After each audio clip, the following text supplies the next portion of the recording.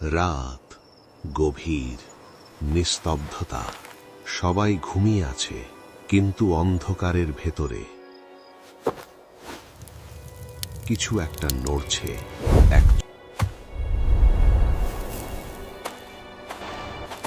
তোটা শয়তান নিজেই বলে দিয়েছিল।